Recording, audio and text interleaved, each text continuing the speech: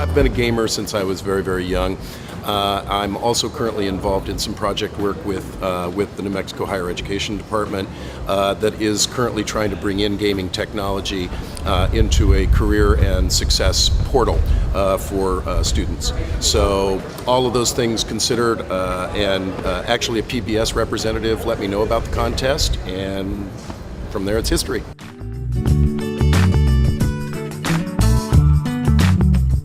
I think what we were attracted to in terms of Spore was really its versatility, its three-dimensional sort of environment.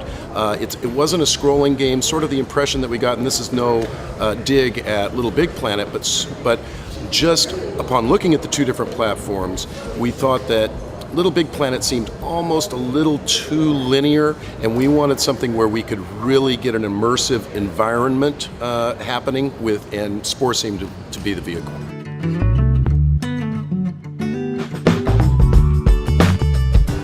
Much of the research involving video games and learning have to do with this immersive piece.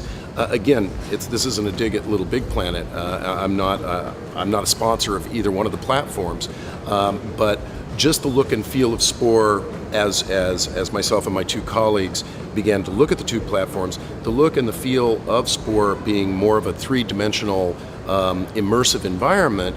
And the research that has been done regarding simulations, we felt that it was more simulating than perhaps Little Big Planet.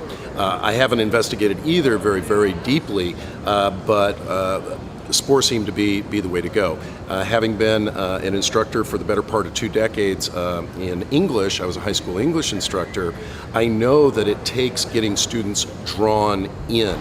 And Spore just seemed to do that for us. Whether or not it does it for our audience, we'll see.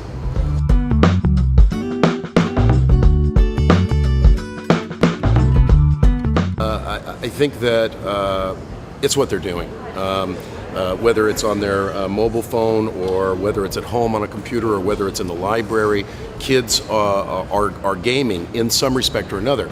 I think that even kids who wouldn't ever claim to be a gamer are finding that apps on mobile phones, which are game-like, are producing that interaction that's so vital and necessary in any kind of an educational environment. And currently, a lot of the research shows that actually developing games, which is what we want to do, actually developing games is a fundamental systems thinking generator.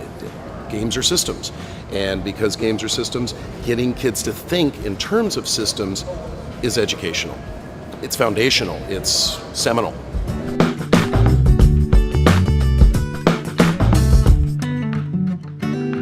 The integration of gaming in the classroom, not only can it be done successfully, but it needs to be, it must be done.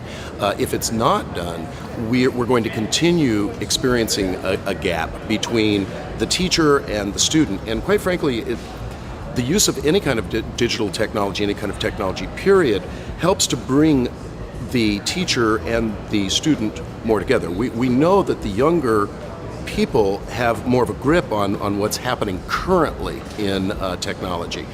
And so actually it changes a lot of the roles within the classroom environment. Teachers now become learners themselves. Students become teachers themselves. So it is in fact shifting the instructional design of education. It's shifting the roles that have been embraced for so many years that just aren't working anymore. As far as how to bring it in, I think that we have to remember that gaming, whether it is, at least I believe, whether gaming is actually just a fun thing to do, or whether or not it is a serious thing to do where something will be learned. Whether it's fun or serious, there's learning that's happening. The neuroscience shows that. Whether they're playing Tetris, whether a student is playing Tetris or an adult is playing, and Tetris of course is 1 million years old, but what I'm saying is any kind of gameplay changes what's happening in the brain. We know that. Add to that mix serious gaming where content is being delivered in a manner that is palatable for students, because this is what they do. If you can make it palatable, you can backdoor some of the knowledge that perhaps students automatically put a wall up. Perhaps the walls can be brought down. Can it be done? Absolutely. Should it be done? No question about it.